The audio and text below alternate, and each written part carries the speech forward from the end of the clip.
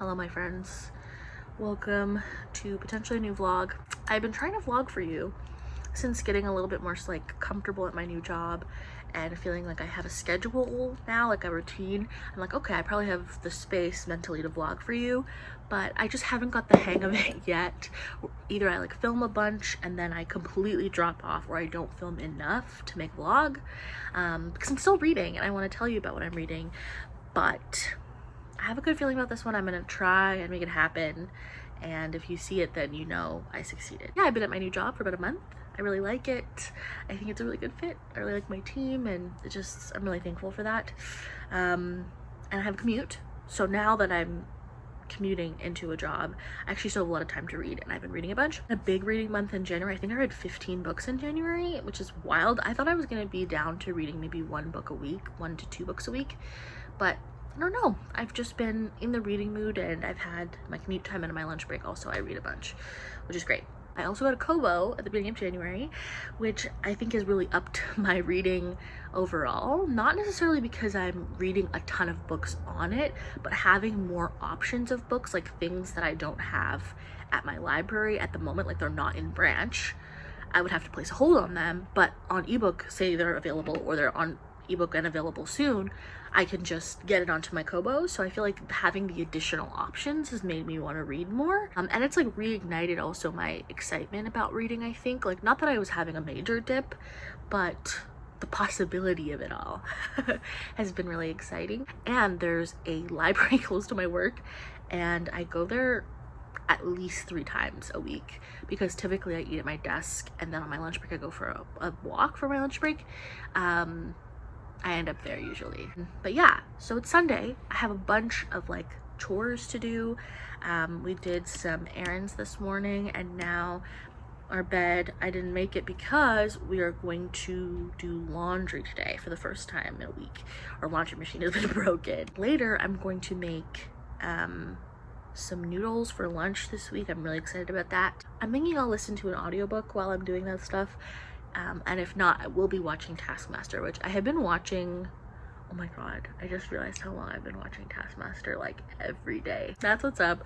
I'm doing good. I hope you're doing good. Oh, I have to do wash my hair and my skin stuff that I do once a week. So I have nails on. I don't think you saw my old nails. I was like, oh, I'm not really a Valentine's Day girly, but I kind of want to have a nod to Valentine's Day, because I just had to get a fill. Number one, it was still so expensive, so I don't think I can justify this. But number two, then the person who did my nails was like, oh, what if you put a heart? It'll be so cute. And I was like, that's a lot. But then she put it on, and I heard myself say, okay. But what I meant in my head was, no, I think it's a bit loud for me. So now there's hearts. It still looks cute, but it's just a lot. I'll talk to you later. I'm gonna go sort laundry, and I'll go to a new vlog. Okay, bye.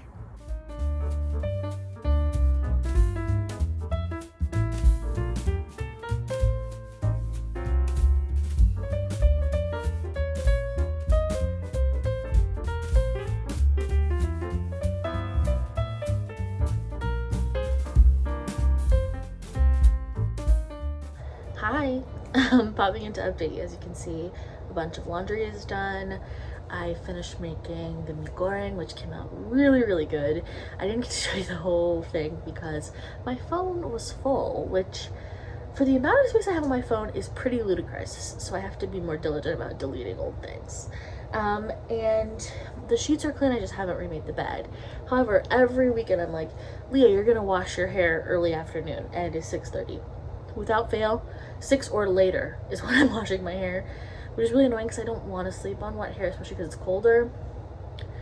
That's fine. I just want to pop on and say I haven't listened to any audiobooks, but I've been thinking of giving Trivial Pursuits by Raven Smith a try on ebook. I started listening to the audiobook on Scribd via my Scribd benefactor Magda, as per usual, and I like it. I just felt myself kind of disconnecting from it when I was listening to it, so I'm thinking of actually trying to read that this week on my Kobo. So it was available at the library, I took it out, so I'm thinking that may be one of the books I read this week. Anyway, I'm gonna go wash my hair, and I'll be back with another update whenever I have one. Okay, bye. Hello my friends, my hair is clean. I'm in my onesie ready for bed. The bed is made, thankfully. I'm just rolling my purse for tomorrow.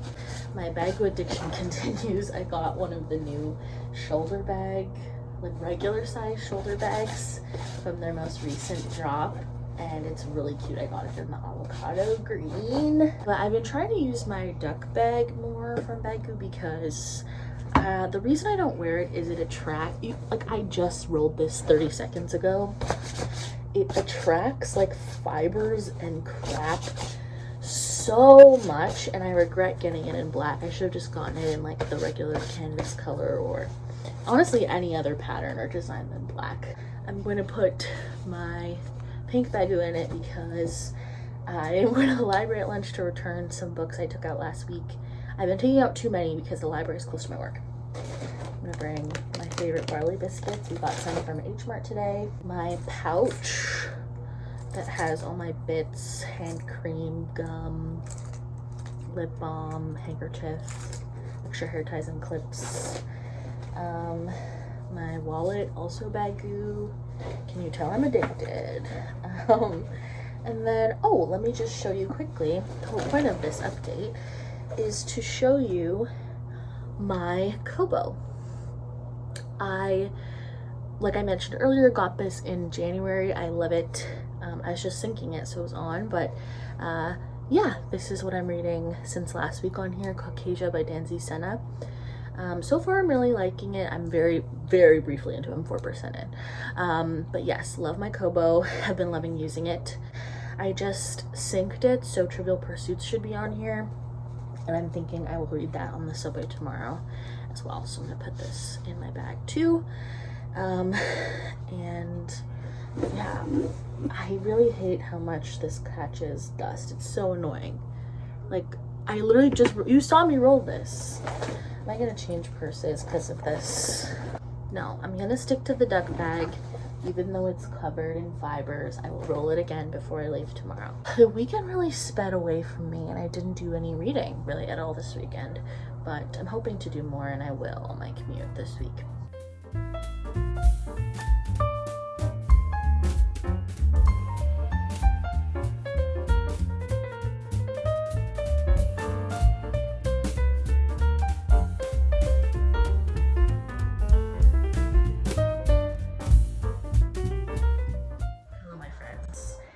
In my onesie, I'm ready for bed.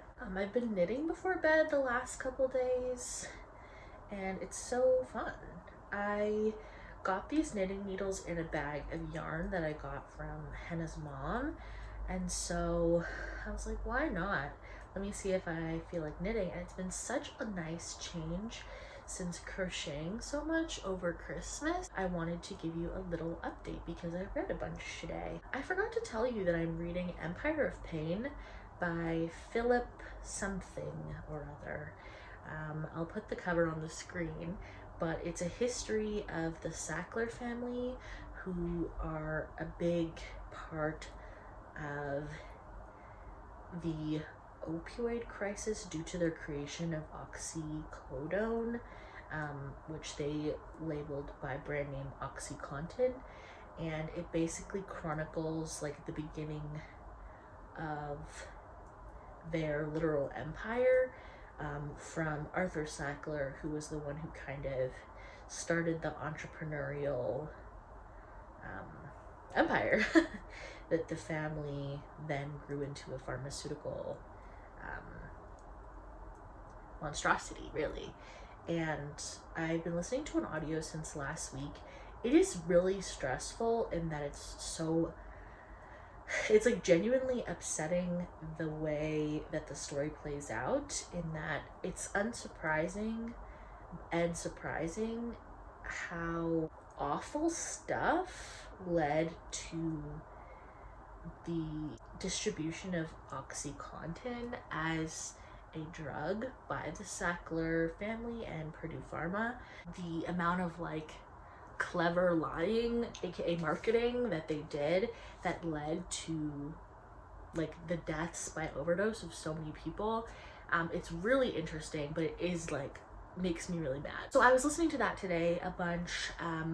on my break when I went and got Starbucks. And then at lunchtime, I went to the library, which is why I put my knitting down, and I saw on their browsery this book, which I was really surprised was just on the shelf. It's My Government Means to Kill Me by Rashid Newson. I actually had this on hold for a long time on ebook, and I just got it, but I decided I'm gonna read it physically because I was able to get this copy in the library. Started this on the way home and I'm really enjoying it already. I'm only about 30 pages in, but let me give you the brief synopsis. A fierce and riveting queer coming-of-age story following the personal and political awakening of a young gay black man in 1980s New York City, from the television drama writer and producer of Narcos and Bel Air and The Chi-Town, Chicago, The Chi. Born into a wealthy black Indianapolis family, Trey leaves his overbearing parents and their expectations behind by running away to New York City with only a few dollars in his pocket. In the city, Trey meets up with a cast of characters that changes his life forever. He volunteers at a renegade home hospice for AIDS patients, and after being put to the test by gay rights activists, becomes a member of the AIDS Coalition to unleash power. Along the way, Trey attempts to navigate past traumas and searches for ways to maintain familial relationships, all while seeking the meaning of life amid so much death. Yeah, and what I'm finding really interesting about this so far is it does read a little bit episodically, and I think maybe I might be projecting it a little bit now that I know, since reading the jacket and starting it on the subway, that the author writes for TV, but I find that so far the chapters I've read, they're divided by lesson. So it's like lesson 1, the boss doesn't love you. And so the chapter is like an anecdote from Trey's life or a situation that he's in and a lesson he's learned. And like by the end of the chapter, he kind of summarizes that lesson learned, which I feel like would work perfectly in a TV show, if that makes sense. The characters feel very vibrant and real, at least Trey does, but even the people who've come in and out in these first few chapters feel that way too to me as well. Something really interesting as a choice that Newsom does is there's little footnotes at the bottom of certain pages. So he uses these footnotes to provide historical context when he's talking about people, movements, places. And I find it really, I kind of zoomed out when I first started thinking about the idea of a footnote in a fictional text, because I could see people complaining that it pulls you out of the narrative and that it reminds you that it's just a story or it's distracting. But to me, I actually find it a very enriching experience, especially because this story is situated in a very specific time and context, which is the AIDS crisis in New York in the 80s, and kind of specifically for Trey, he is someone who follows that classic story of somebody who felt like they didn't belong anywhere and moved to New York to find himself, explore his queerness, find a found family. And it happened to be amidst the AIDS crisis. And so I find the footnotes really helpful to further fill out the context of his life without having to build it out through the actual fictional story, if that makes sense.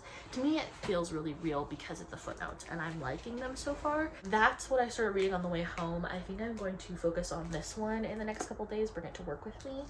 But yeah. Okay, I'm gonna go to bed. I'm gonna keep knitting. I just wanted to say hi and show you my update. Good night.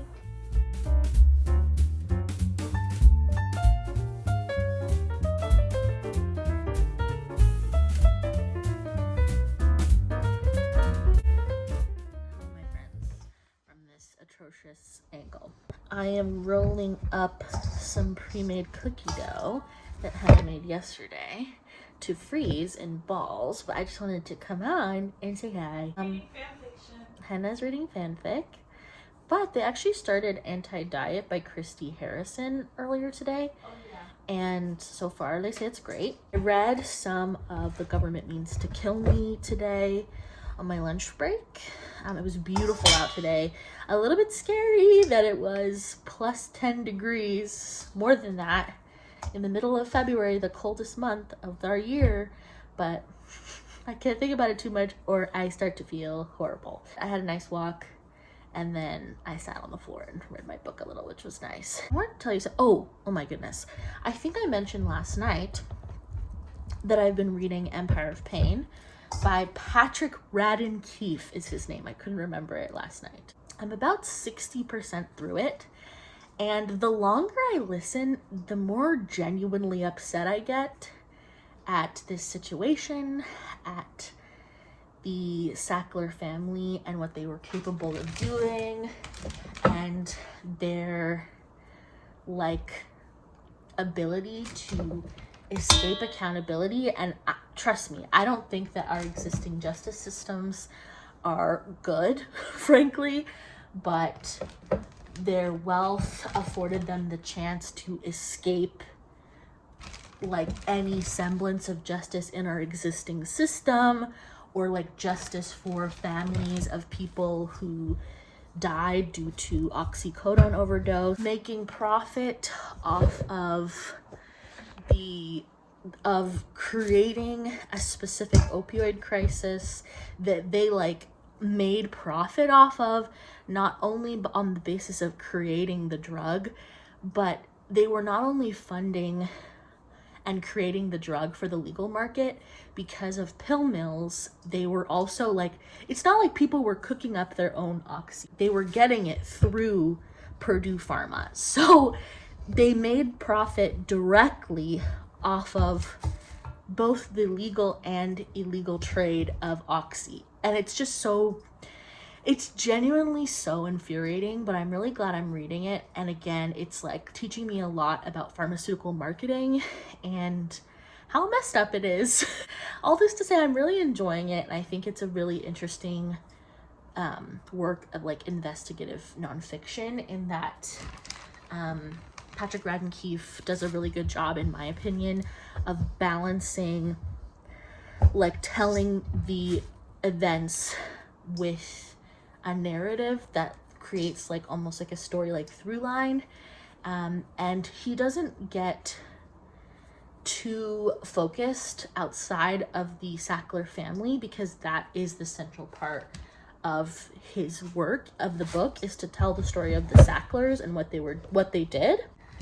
It's horrible, but I'm enjoying it, is basically the moral of the story. But anyway, I've been rambling. I just want to say hi and let you know that's what I'm reading. And that's what's up with me. I will talk to you more later or tomorrow. Bye.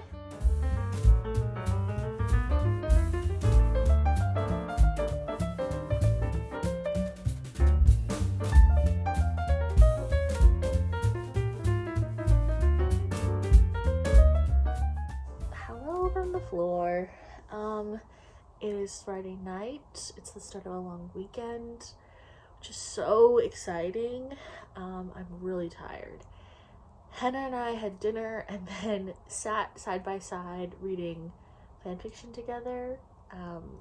10 million points if you can guess the fandom of which we were reading.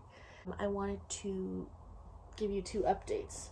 My addiction to going to the library by my work continues, but I wanted to update you on a book I got today from the library. Nope, I didn't get it today. I just lied. It wasn't today. I got it earlier this week, and that is Reproduction by Ian Williams. I love this cover, the like different textures on the envelope. All it says is that it's like a family story. Just something about it intrigues me, but I'm not sure if I will end up reading it physically. I might end up just looking for the audiobook of it on Libby. But that is my new library acquisition from this week. I'm very proud of myself for not taking out more stuff from the library this week, despite going almost every day. I have some mail, more Catherine Karras mail. In my last vlog that I posted, I think, I got some mail from her, and I've been loving using her bookmarks, but she had another sale, so she was selling really cheaply some B grade bookmarks, and I just loved both of these so much. Isn't that so pretty? I especially like this one. It's like a little blurry, and that's why it's B grade, but I love it. I finished Empire of Pain earlier today. What an absolutely infuriating read. So interesting. Infuriating, super interesting, very educational, and does a great job, I think, of chronicling the impact of one family on the opioid crisis and sticking to that focus rather than expanding to a scope that would be, I think, unmanageable and maybe would dilute the book. Patrick Radden Keefe does a really good job of staying focused on the Sacklers, despite, again, like, the understandable desire to focus on stories of victims or people who've lost loved ones to opioid overdoses or addiction. That inclination is clear in the book, that Patrick Radden Keefe has a lot of empathy, not only for those people, but also has the inclination to want to focus on those people, but has done a really good job of streamlining the text to focus on the Sacklers. And I actually think that makes it a more impactful book. I think I'm an investigative journalism girly. I listened to now this one and Bad Blood by John Kerouac, I believe is his name, and loved that as well, despite also finding that infuriating. So if you have any books that feel like either of those, please tell me. I loved it. It's a 5-star for me. I think, in truth, if I'm being objective, it's like a 4.5 star, because I think that there could have been certain sections that were either trimmed or expanded, or that Radden Keefe could have been firmer in stance as an author. I was looking for something else to listen to, and I didn't land on anything new, but I did listen to more of Raven Smith's Trivial Pursuits. I know earlier in the vlog I was like, I wasn't vibing on audio. Now I'm vibing. I think I was literally just in the wrong mood for it before, when I was like, I don't know if I want to listen to it, I prefer to read it, because now I'm having fun. I find Raven Smith's voice really charming, and I like that it's a bit self-effacing, but very witty, and there are like little moments of vulnerability. I like that he's not taking himself seriously in most of it, and I appreciate the freedom that gives Smith to just like have fun and say nonsense. Very clever nonsense, but nonsense, you know what I mean? So I listened to, I think, 2 more essays of that, which was great. I am so tired. I'm going to go maybe get ready for bed already. It's like 7 something, or no, I think it's like 8, so it's time for bed. But welcome to the long weekend, and I will talk to you later.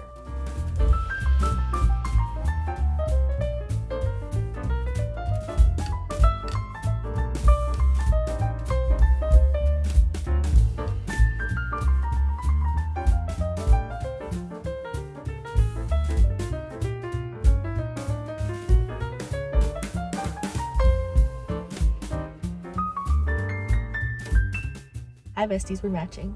Hi. No thanks. No thanks. From is the website bookworm.com? Yeah, or It's from a Bookworm Co. I'll put it in the description. Online, small business called Bookworm. We love them. We're about to get Starbs. We're on our way to Hamilton to celebrate Hannah's brother's birthday, which will be nice. We had a really nice time reading this morning. Gonna have asparagus. And we're gonna have asparagus. We're gonna pee a lot. It's great. Oh. Been listening to Rihanna kind of all week, on and off, since the Super Bowl, so. I want to see her in concert. But she's pregnant, so. She performed at the Super Bowl. She's not going. She's not going on tour. When's the last time you gave an update on my mullet? Have they seen me with hair? Oh yeah, look at this mullet, sweet peas. This is without going to a hairdresser. So far we've just. I cut some of it and then Hannah trimmed the rest of it. So it looks really cute. I like it on you a lot. And it's getting quite long. If you turn to the side, look at the back. Long! I love it.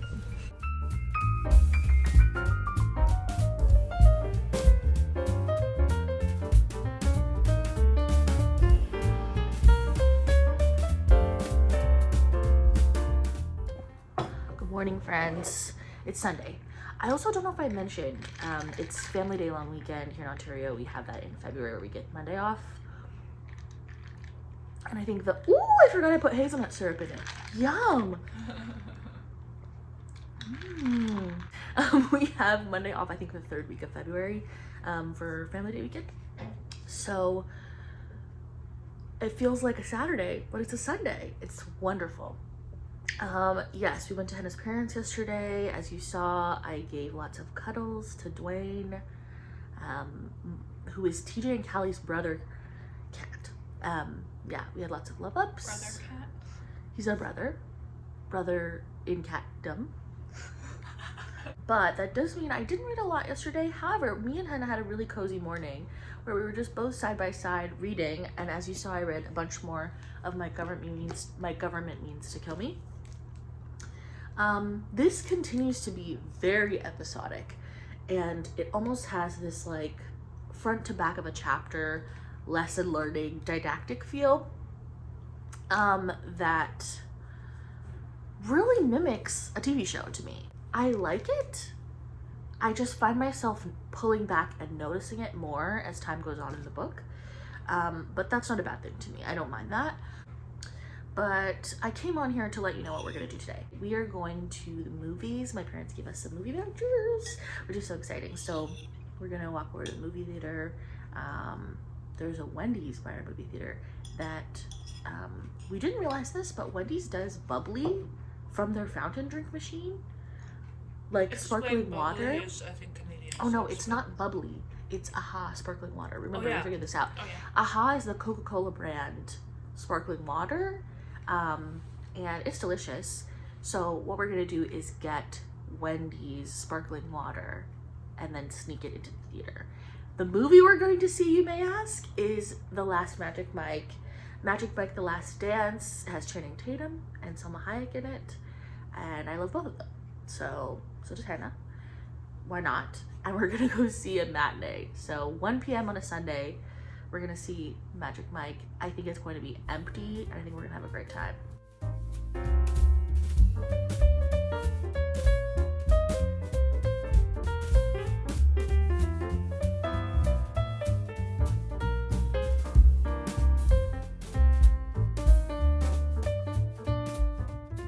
Hello, we're home. We loved it. It was like so, and we were talking about this on the way home. You know why I feel like it was so much in this movie? Also, it was so much better than the first two because it wasn't taking itself as seriously as the first two. But I think the reason it felt like so sexual when it was doing that part is because Salma Hayek is like, she's gonna have chemistry with a wall, is how I described it all the way home. Salma Hayek is gonna have chemistry with the wall.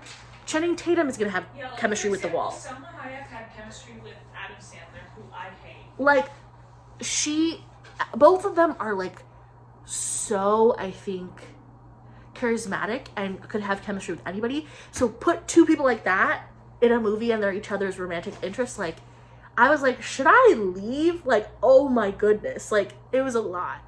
But it was still so fun. Okay, that's our review. We're gonna eat Mars bars now. So, see you later.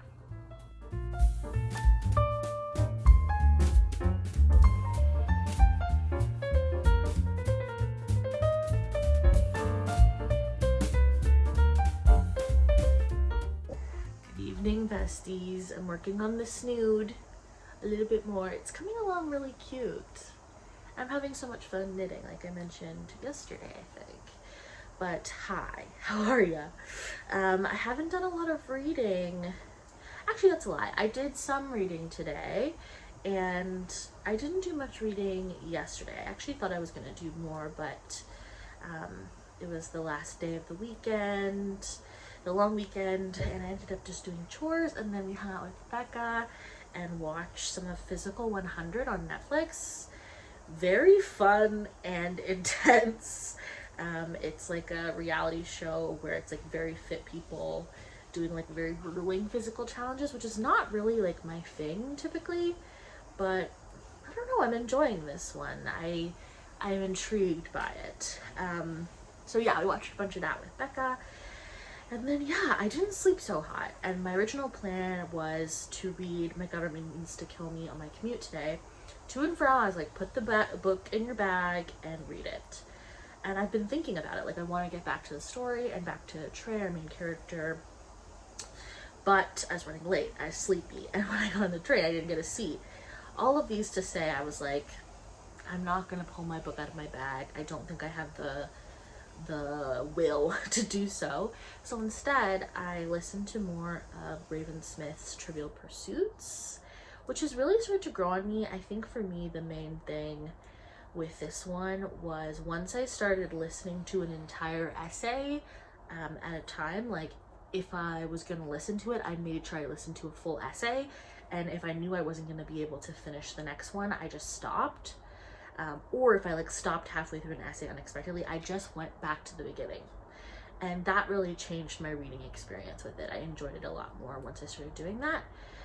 So anyway, I did that on the subway.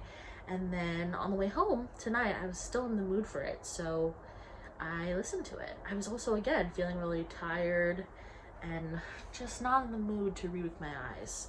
And anyway, all of this to say, I finished it tonight. I'm still listening to the audiobook because there's a short conversation with Raven Smith, and I forget the other person's name, at the end of the audiobook. That's just an interview about his process and his thoughts and feelings on writing a first book, writing in long form. And yeah, I really enjoyed it. I think I had the most fun with it in the essays where Smith is reflecting on personal experiences. Something that they mention in the conversation between this other author that I can't remember the name of and Smith in this little interview at the end of the audiobook is that Smith, despite somehow manages to be an everyman in that his innermost thoughts that he is vulnerable enough to share about personal anxieties or insecurities are very relatable and feel like unspoken truths that a lot of us experience but maybe haven't heard spoken out loud, and not in such a funny or charming way that embraces the weirdness of them. And I think those are the strongest points of the essay collection. I sometimes found like his feelings about being a millennial, or like I don't know if I like enjoyed as much the like more wide sweeping takes. I preferred most when Raven was like when Smith was talking about himself, his personal experiences, and then relating it outwards rather than commenting on external trends, ideas. Not that those weren't interesting as well, I just found them a bit weaker as an essay. But yeah, it charmed me in the end. I wasn't sure about it for the first little bit. And again, changing my reading experience of it really helped. I definitely want to read Men, Raven Smith's Men, because I think, especially based on the fact that it's like about his experience of dating and queerness, and I hope anyway, rather, going to be more focused on those self-reflective essays I mentioned I liked best. I think I could enjoy that one a lot. I don't think it always comes across as funny, I would say. Like, I wouldn't describe this as a funny book per se. It's very like clever and it has its own charm, but it's not like laugh out loud funny to me, which is totally fine. I just think that's a distinction I caught myself thinking about. I'm thinking that tomorrow, if I still feel myself not like feeling like reading physically with my eyes, I know that My Government Needs to Kill Me is available on Scribd as an audiobook as well through my Scribd benefactor Magda. So I'm thinking maybe I'll switch over to that for a few chapters just to like help me feel the momentum of being back in Trey's story. I've been in such an audiobook mood for the last couple weeks, and I think it's also because I've been just a little bit more tired, so it's easier to like pop on the audiobook and listen rather than like pull the book out on the train or even pull my Kobo out. It just feels like more effort, and I'm still like consciously and doing focused listening, but I don't know, I've just been more inclined to listening. Like, I started Glitch Feminism by Legacy Russell this morning and was really enjoying that as well as making notes on the subway. And I'm really intrigued by it so far. But again, it's like, I don't want to read it even on my phone. I'm just like, just speak it to me and then I can think about it and make a note. So we'll see. I'll let you know if I read any more of My Government Means to Kill Me. And I think I'm about ready for another audiobook on top of Glitch Feminism, just so I have like, Glitch Feminism is like non-fic theory. I wonder if I'm gonna look for like another non-fic but like investigative or historical focus, or like a fiction lit fic situation but just on audio. So all this to say, I'll let you know what happens. We're supposed to have a storm come tomorrow, and I'm really hoping it's not too bad because it's coming in the afternoon, and I really would love for a smooth commute home, but we'll see, and I'll take what I can get. Okay, my friends, I'm here for a really quick update because I have to go get ready for bed, and I've been pulling my eyebrow gel out of my eyebrows while watching TikToks for longer than I should have. And I'm so tired. I've been sleeping weirdly the last few days, and it's not fun. So I'm going to bed early, earlier anyway. But let me update you. I finished this today. I had, I think, about 50% left, but I finished it. I was already enjoying this when I was reading it physically, as I mentioned multiple times in the vlog, but the audiobook elevated this completely for me. Like I said before, Trey as a character and his characterization and his voice is so enjoyable. And of course it reads great in the text, but the performance of the narrator of the audiobook, who's a Broadway actor, I forget his name, I will put it on the screen, but his performance of Trey was so good and really like made him real in my mind. I feel like in terms of pacing, this book does a great job of building complexity of Trey's life as he matures, and as well kind of tracking his growth into a New Yorker and into his sense of self as someone who is separate from his family, as someone who is learning to move past the kind of unbearable grief of his past, as someone who wants to make a difference in the world and do things for good. The book kind of carries you through the steady growth of Trey as a person, and the latter half of this book, the more it becomes more and more complex what Trey is involved in, what he's going through, his like sense of duty to the world, to his community, to his friendships. All of that really gets complex in the last, I'd say, third of this book.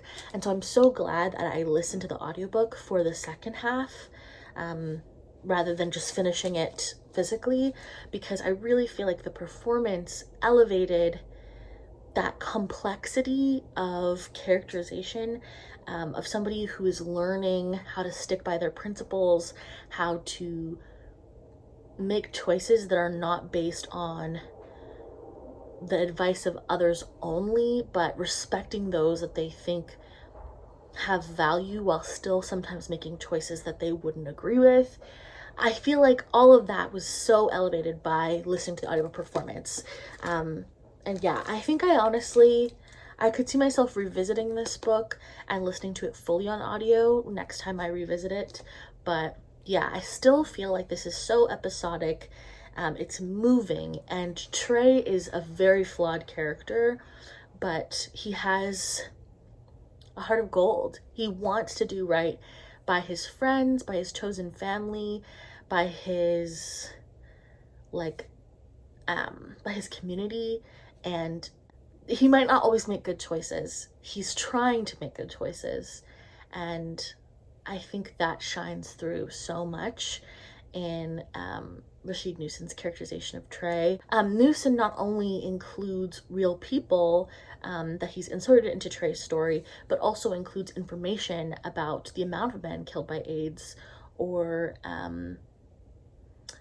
for example, the hospice that Trey is helping at in this book is an example of real life hospices that were run by often women and often lesbians at the time, queer women, who took care of their brothers in community by helping them survive and live through the end of their lives as they were dying of AIDS.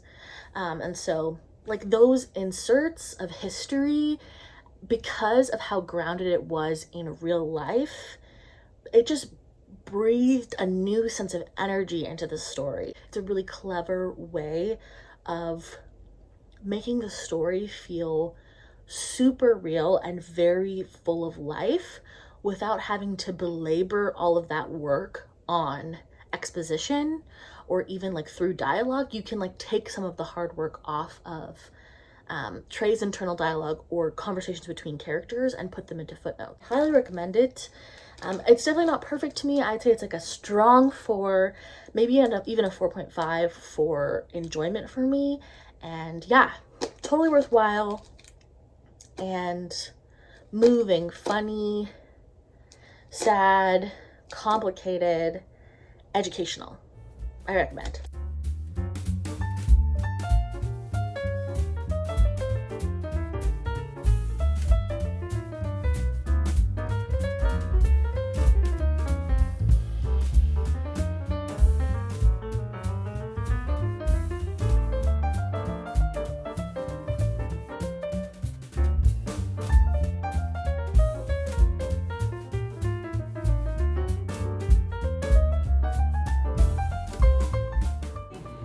They're so good.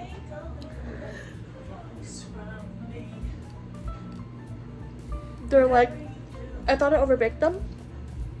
They're so moist.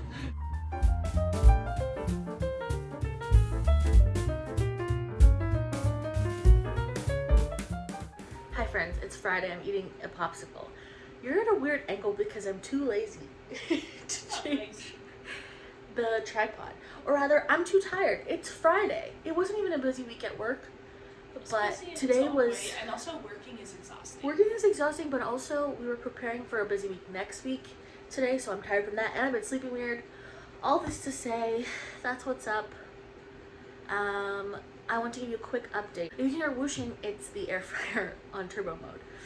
Becca is coming... Okay, Becca is coming over in probably like 15 minutes to half an hour. We don't know because she's in traffic.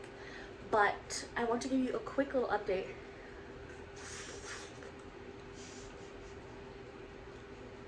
about Filthy Animals by Brandon Taylor, which I don't think I've told you that I'm reading. I started it a couple days ago, I think, and I've been listening to a few stories every day.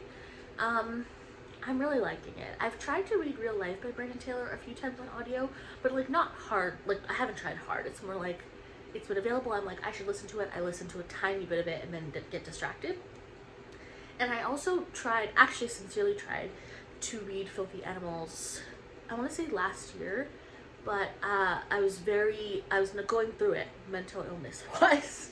And so the first story is mental illness, love. One of the main characters, Lionel, is going through his own mental health stuff, and it talks very vividly and graphically about his mental illness and what it led him to do. And so at the time it wasn't a good idea for me to be like immersing myself in that. But now I'm doing pretty good, which is great. And I'm really, really enjoying it. So I didn't realize that it's a short story collection that's built made up of a bunch of interconnected stories about a bunch of different characters that are kind of all part of each other's lives. Some stories seem to be, anyway, just standalones, but I'd say every other story is connected to this group of stories that tie together the book. And it's just got this really lonely, melancholy feeling to it that I really like to read. It's just like these lonely characters who are struggling and anxious and are wrong-footed in their place in the world, if that makes sense. I really am enjoying the characterization of Lionel. and throughout the stories that are interconnected, we're mostly exploring his relationship with Sophie and Charles, who are two dancers that he meets at this party. And those chapters are very intriguing. They are like, they make me feel a lot. Like there's a moment where they're all bantering and Lionel gets this overwhelming sense of dread and like he wants to leave.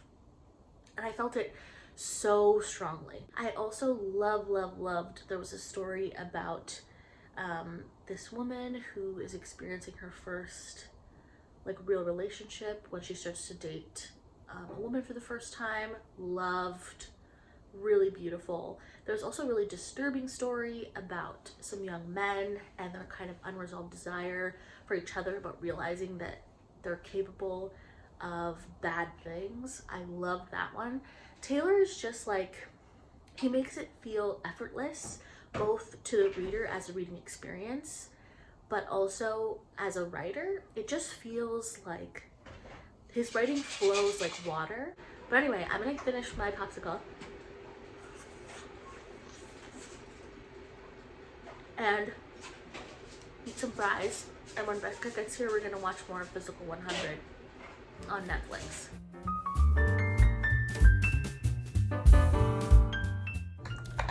Hi friends.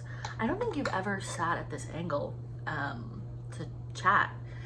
I'm sitting on the floor by my kitchen. I just made a kiwi agua fresca. It's delicious. I think my mouth is gonna get tingly. Hannah's already started getting tingly. But I want to come on and give you a little update.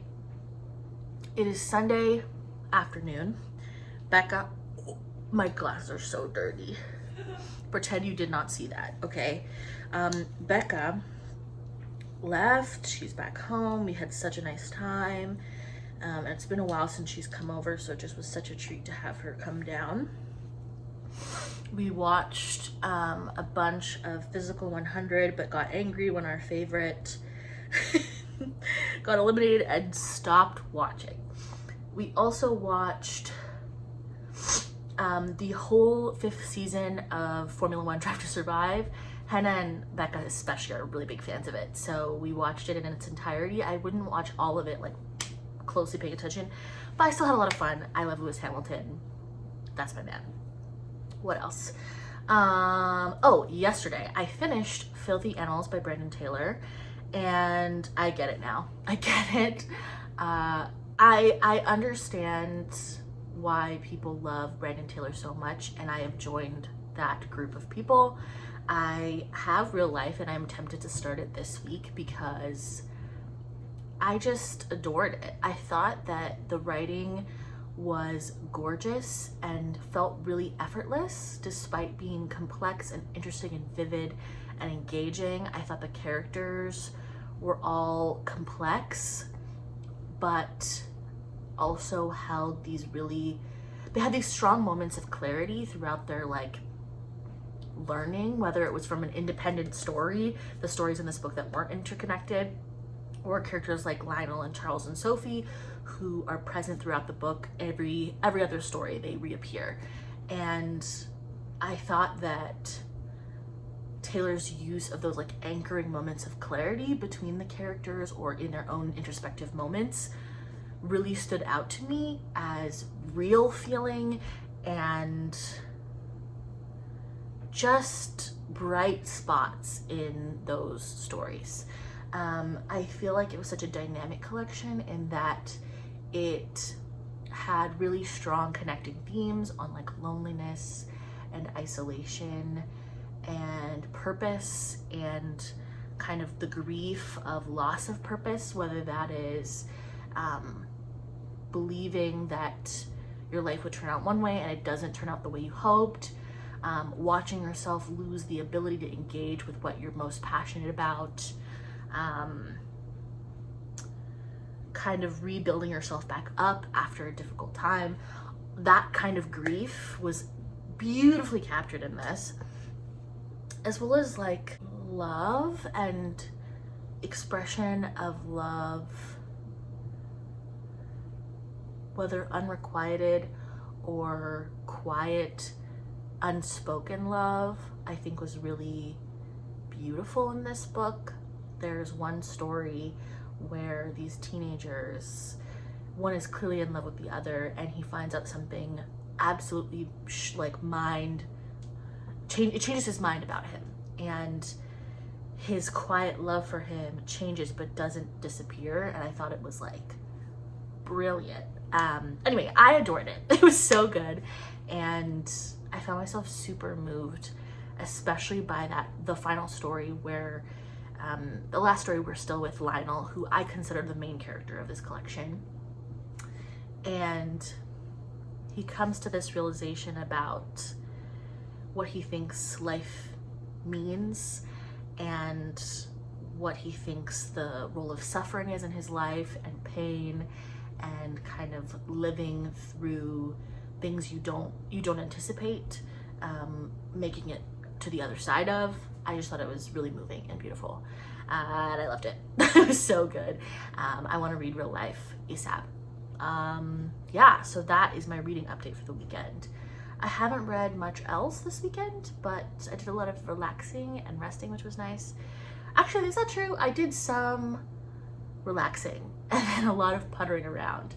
So I'm trying to get through like the end of my chores for the weekend right now. I did some cooking for this week. I made us some delicious mac and cheese. It's so easy too. I'll leave the recipe in the description. It's a new go-to for us. And when I want mac and cheese, I'm making that one. And then I also made us like a soup base. I made a soup base for us to have miso soup throughout the week, which will be nice. But I need to get to bed early because I had a really weird sleep. I had a stress dream that I was late for work, and I kept saying, oh, I'll be there in like an hour, I'm so sorry. And then an hour would pass and I was still stuck in a delay. And I'm actually having fun like just filming, and so I hope that the editing process isn't too annoying, because then maybe this could be a new format for us where I vlog more long form content and then upload like at the end of the month or whatever. Okay. I'm done rambling. I will talk to you later. Bye.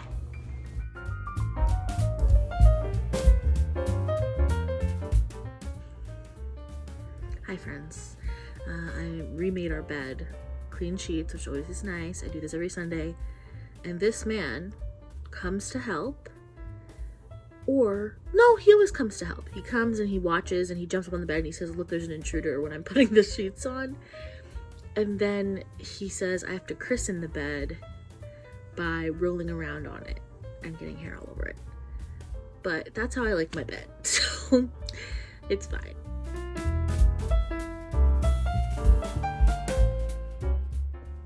Hello from the shadows of the bedroom floor.